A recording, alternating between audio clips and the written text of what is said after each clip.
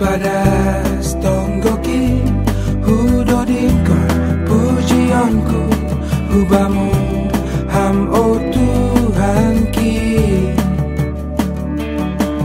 ailang husadari holongmu lang terganti goluku marhite daromu puji hamale Tuhanku mandori kau bagasiku puji hamale rajaku saya puji haleluya haleluya terpujilah Dai Bapa haleluya. Marilah kita bangkit berdiri. Di dalam nama Allah Bapa dan Tuhan Yesus Kristus serta Roh Kudus, pencipta langit dan bumi. Amin. Siapa yang mempersembahkan syukur sebagai korban, ia memuliakan aku. Siapa yang jujur jalannya, keselamatan yang dari Allah akan kuperlihatkan kepadanya. Haleluya, haleluya, haleluya. Marilah kita berdoa. Ya Tuhan Allah, Bapa kebenaran, Engkau sungguh setia menuntun kami sehingga luput dari jalan orang fasik. Kami datang beribadah di tempat kudus ini. Kiranya Roh-Mu memenuhi hati dan pikiran kami, agar ibadah ini sebagai ucapan syukur bagi-Mu dan mazmur kemuliaan nama-Mu. Kami memohon pimpinan Roh-Mu untuk menuntun kami kepada kebenaran, serta mengarahkan iman kami melihat keselamatan yang Engkau nyatakan hanya bagi orang yang suci hatinya, jujur jalannya. Terimalah doa kami, di dalam nama anak-Mu Yesus Kristus kami berdoa. Amin. Begitu besar kasih setia Tuhan di dalam kehidupan kita, sudah sepatutnya lah kita bersuka cita dan berterima kasih serta memuji kebesarannya dan memuliakan namanya melalui pujian nyanyian Kidung Baru nomor 3 ayat 1, 2, dan 3.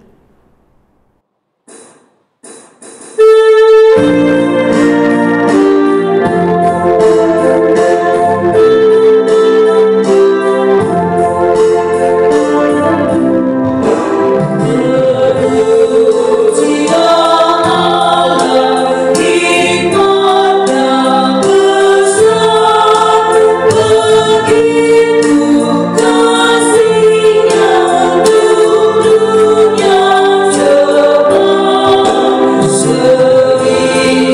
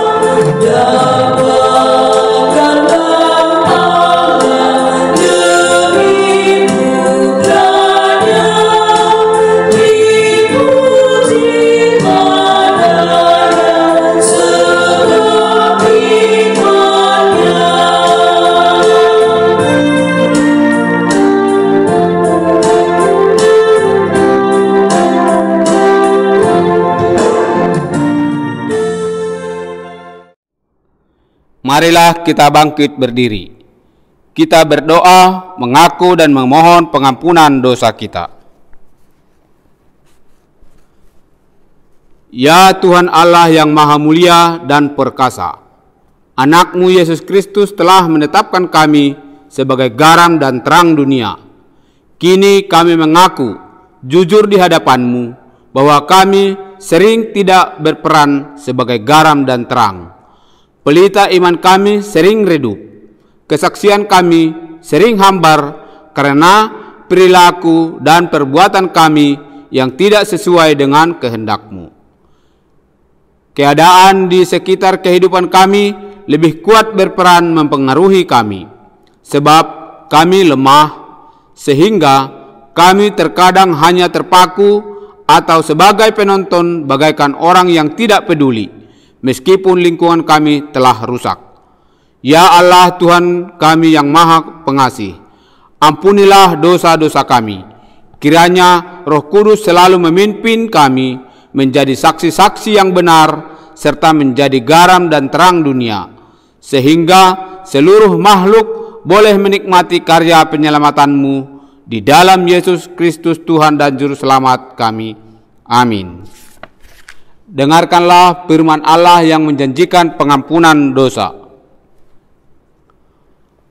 Akan tetapi Allah menunjukkan kasih-Nya kepada kita oleh karena Kristus telah mati untuk kita ketika kita masih berdosa.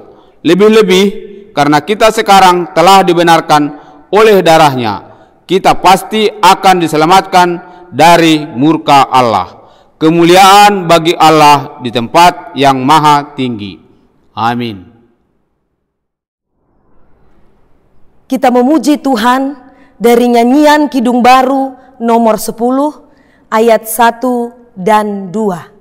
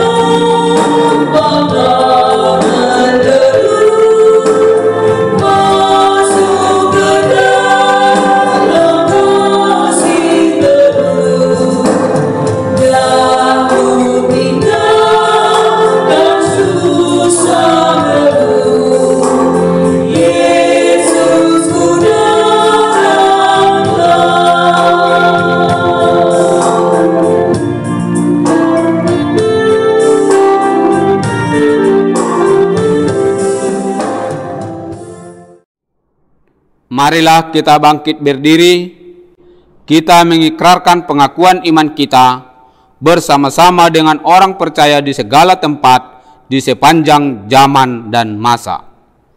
Aku percaya kepada Allah, Bapa yang Maha Kuasa, Khalik langit dan bumi, dan kepada Yesus Kristus, Anaknya yang tunggal Tuhan kita, yang dikandung daripada Roh Kudus, lahir dari anak darah Maria, yang menderita di bawah pemerintahan Pontius Pilatus, disalibkan, mati dan dikuburkan, turun ke dalam kerajaan maut. Pada hari yang ketiga, bangkit pula dari antara orang mati, naik ke surga, duduk di sebelah kanan Allah, Bapa yang Maha Kuasa, dan akan datang dari sana untuk menghakimi orang yang hidup dan yang mati. Aku percaya kepada Roh Kudus, gereja yang kudus dan am, persekutuan orang kudus, pengampunan dosa, kebangkitan daging, dan hidup yang kekal. Amin. Sebelum kita menyanyikan pujian, kita akan mendengarkan persembahan vokal grup dari seksi wanita. Haleluya,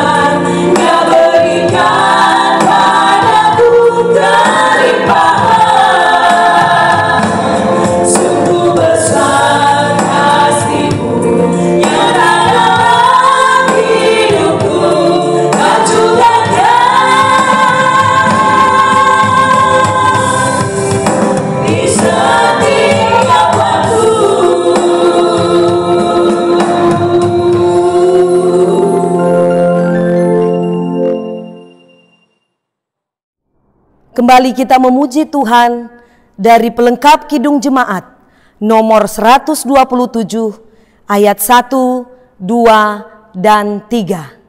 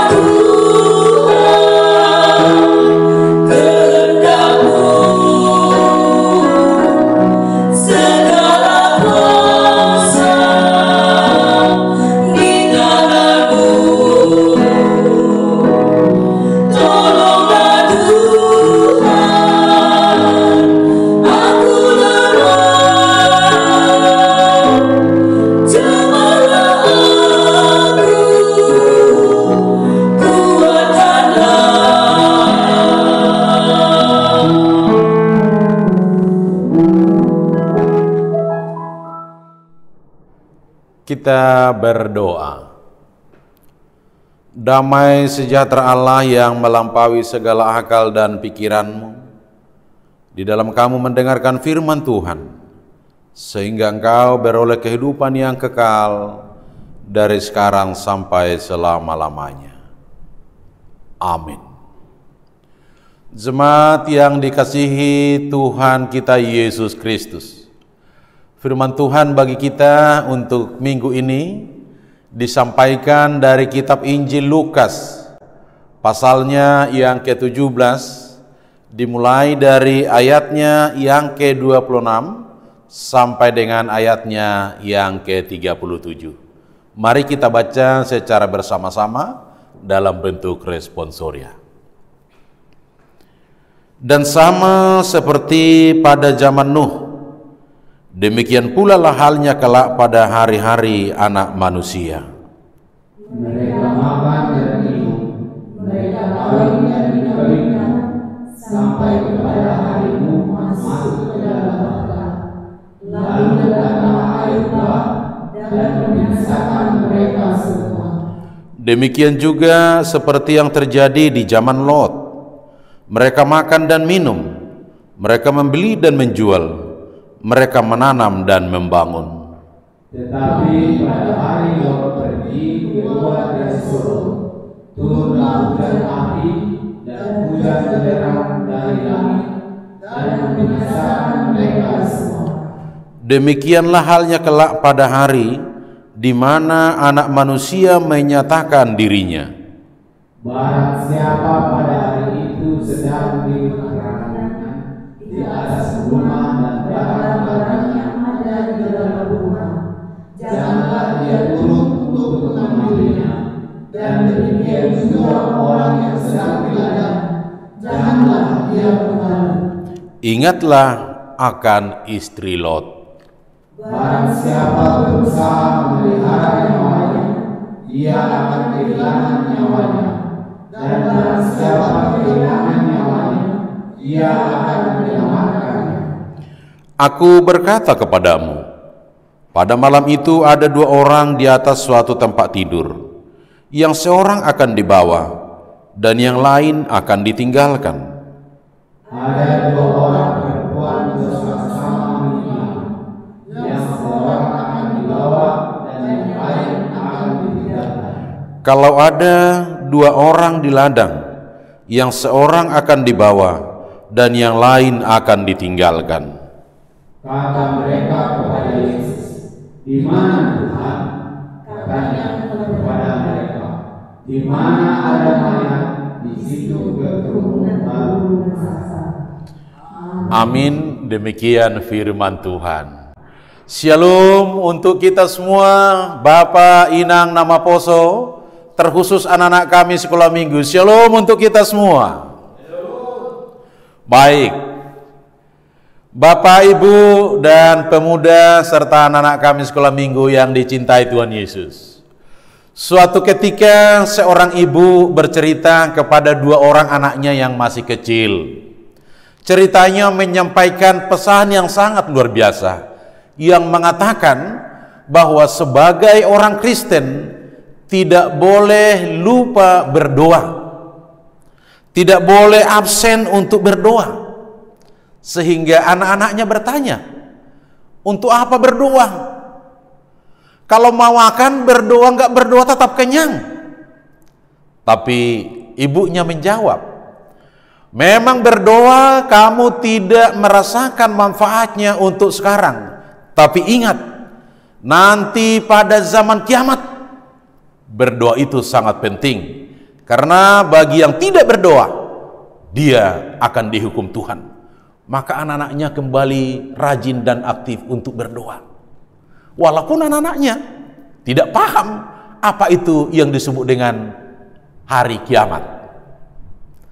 Baik, saudara-saudara yang dikasihi Tuhan Yesus, kalau berbicara tadi kita bicara tentang kiamat, tapi teks kita menyatakan bahwa hari kiamat sering juga disebut itu sebagai akhir zaman. Kalau teks kita mengatakan bahwa itu adalah hari kedatangan Tuhan, harinya Tuhan.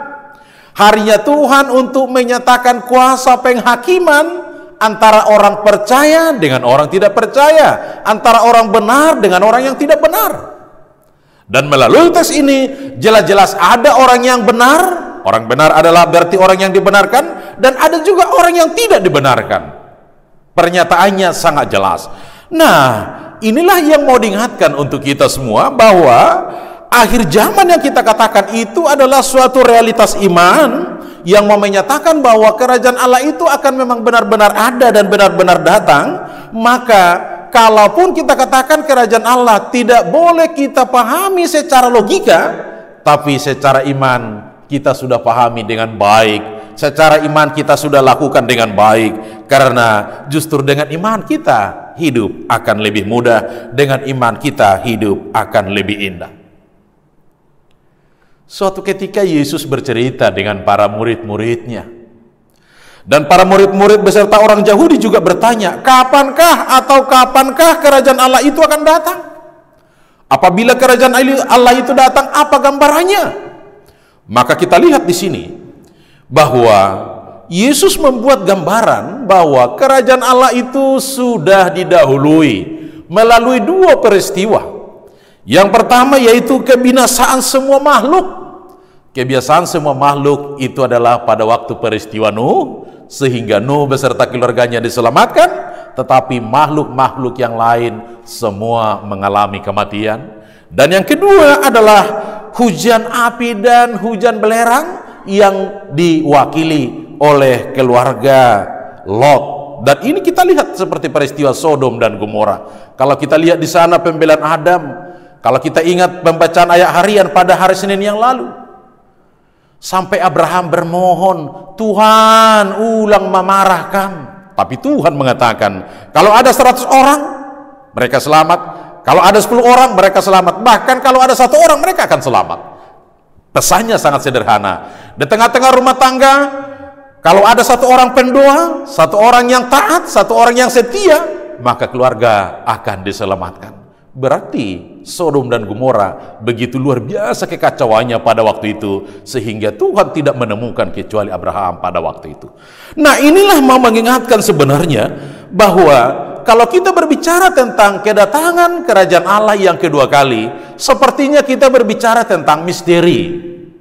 Misteri itu yang mau mengatakan adalah kita tidak bisa berpikir secara logika, karena kedatangan anak manusia yang dikatakan juga kedatangan Tuhan Yesus itu mau mempersiapkan kita.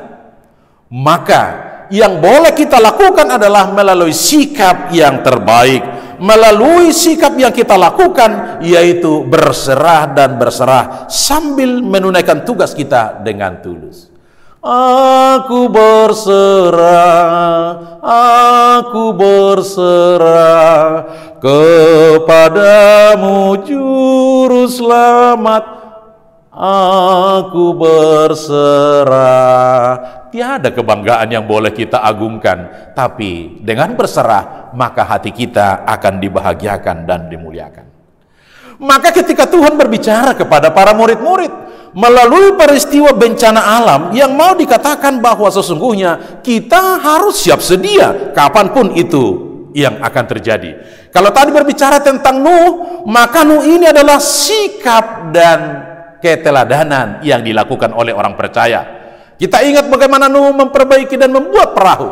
Dia ditertawai oleh orang-orang karena itu dianggap sesuatu yang lucu, karena tidak ada tempat untuk mau berlayar. Tapi ketika hujan yang menjadi air bah, maka itulah menjadi juru selamat.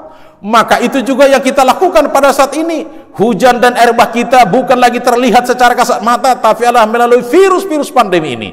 Kita tetap membuat perahu rumah tangga kita untuk boleh berlayar dan berlabuh melalui ibadah-ibadah kita di rumah kita masing-masing. Begitu juga dengan Lot. Ini adalah menjadi perwakilan orang yang tidak pernah terpikir tentang kebaikan, orang yang tidak berpikir tentang kerajaan Allah. Akhirnya mereka hanya memikirkan diri sendiri, atau yang sering kita sebut dengan istilah egoisme. Maka sifat-sifat inilah yang seharusnya dijauhkan, yang seharusnya kita singkirkan sebagai sikap orang percaya. Maka pesan Tuhan ini sangat luar biasa bagi kita sebenarnya. Bagaimana seorang percaya untuk boleh mempersiapkan dirinya lebih luar biasa lagi untuk mempersiapkan menyambut kedatangan Tuhan yang kedua kali. Maka kedatangan Tuhan itu kita persiapkan kini dan di sini. Sekarang saatnya, sekarang yang harus mendekatkan diri kepada Tuhan, bukan lagi untuk menunda besok dan besok, karena kita tidak tahu apa yang akan terjadi besok.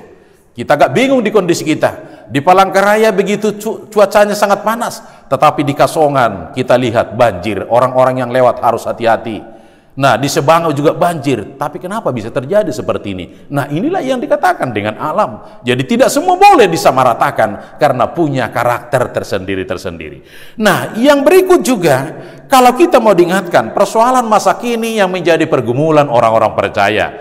Sebagai orang Kristen adalah, pergumulan kita adalah bagaimana menghidupi iman kita untuk boleh memperoleh kebahagiaan pada masa yang akan datang. Sesungguhnya kerajaan Allah itu, atau kita katakan kedatangan Yesus yang kedua kali, bukan hanya persoalan nanti. Jadi kedatangan kerajaan Allah ada dua kali.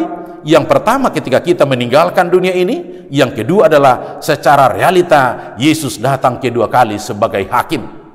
Jadi kalau kita sudah meninggalkan dunia ini, tidak ada lagi perbaikan yang boleh kita lakukan. Maka kita songsonglah kerajaan Allah itu, dan kita sambutlah kerajaan Allah itu kini dan di sini. Karena apa?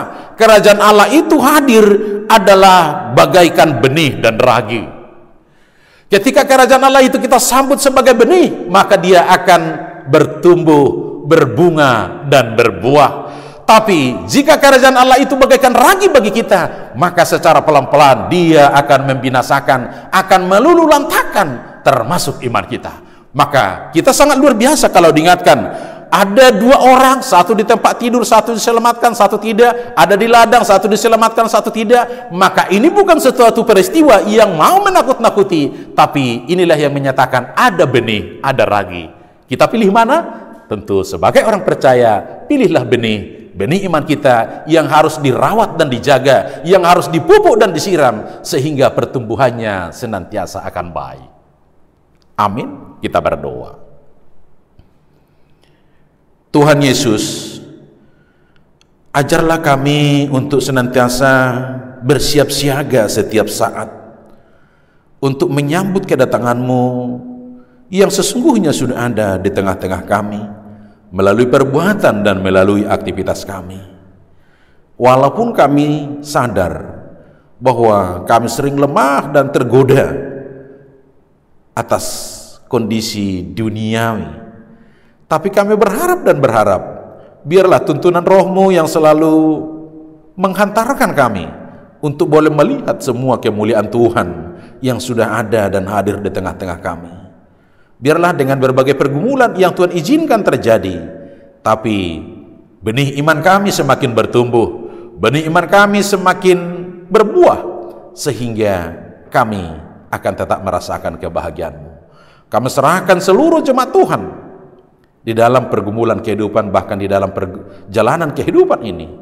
Apapun yang menjadi pergumulan kami, pribadi lepas pribadi, keluarga demi keluarga, Tuhanlah yang menopang dan menuntun kami, sehingga pergumulan bukan menjadikan ragi, tapi dengan pergumulan iman kami semakin dikokohkan karena akarnya disiram dengan berbagai kemelut yang ada.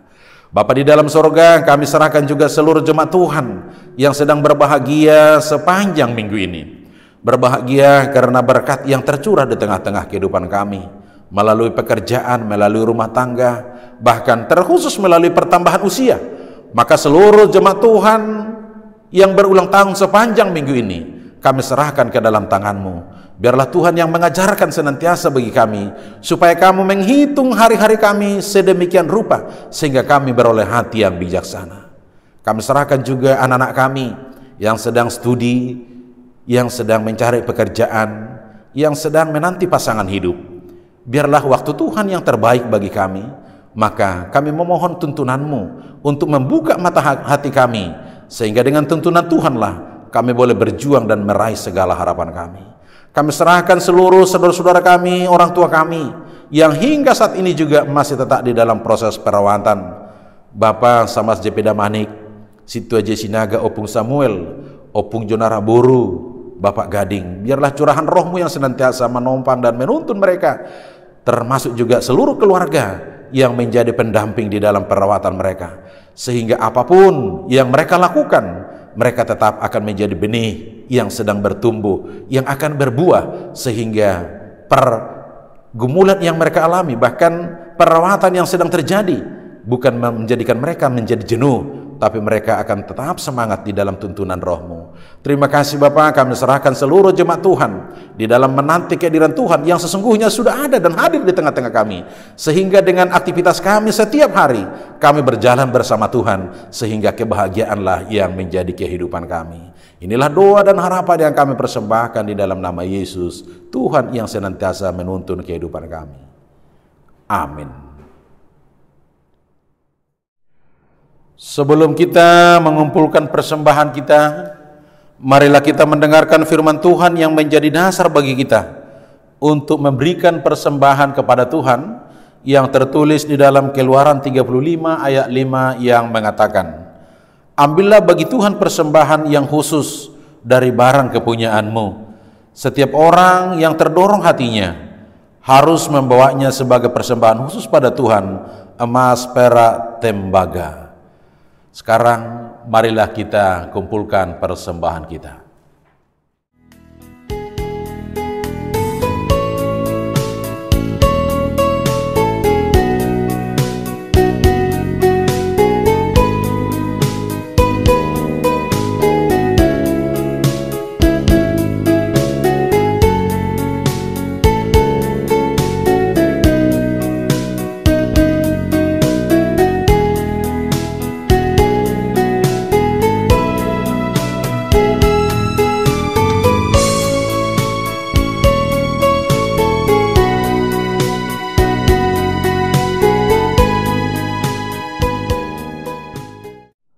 Marilah kita berdoa untuk menyerahkan persembahan kita kepada Tuhan. Ya Tuhan Allah, Bapa yang Maha Murah, sumber segala berkat, kami bersyukur kepadamu karena Engkau senantiasa melimpahkan berkat-Mu yang mencukupi segala kebutuhan kami. Saat ini kami mempersembahkan hidup dan harta milik kami yang berasal daripada-Mu. Berkati dan kuduskanlah persembahan kami ini untuk kemuliaan nama-Mu. Kiranya Roh Kudus mengajari supaya kami semakin melihat, menyadari dan mensyukuri berkat-Mu yang melimpah, baik yang telah kami terima maupun yang masih akan Engkau berikan kepada kami, sehingga hati kami tulus memberikan persembahan yang benar ke hadapan-Mu. Terimalah persembahan dan doa ini di dalam nama anak-Mu, Yesus Kristus Tuhan kami. Amin. Sekarang bersyukur, hai hati mulut tangan.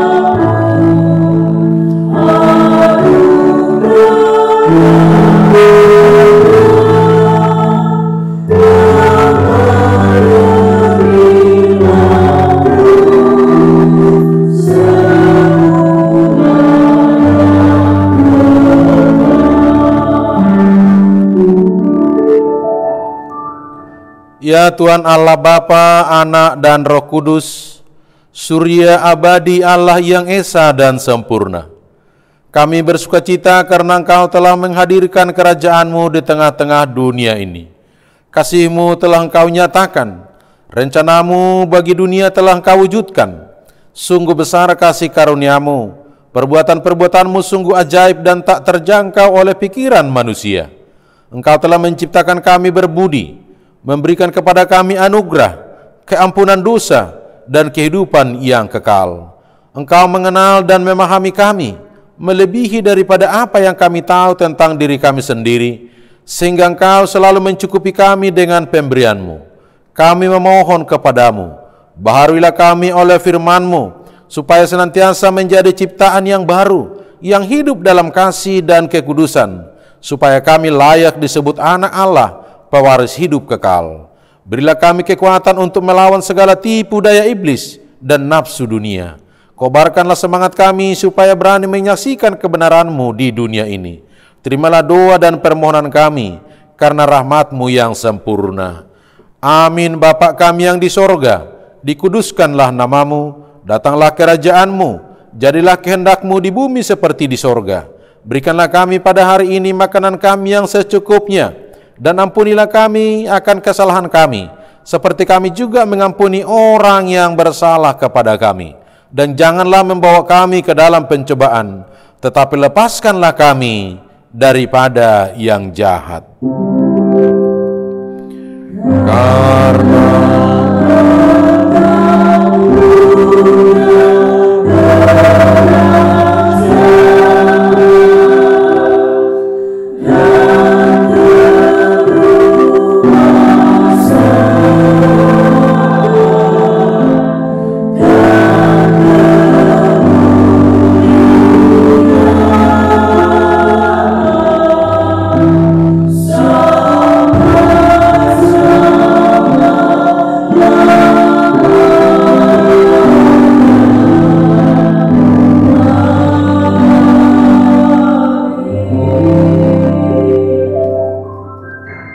jemaat yang dikasihi Tuhan, terimalah berkat yang datangnya dari Tuhan Allah kita.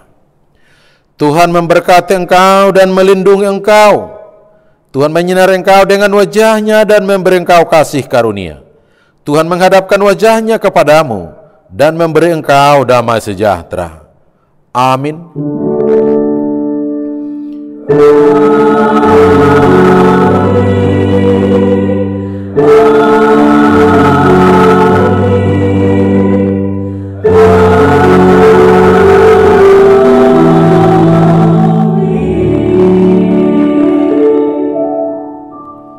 Shalom untuk kita semua.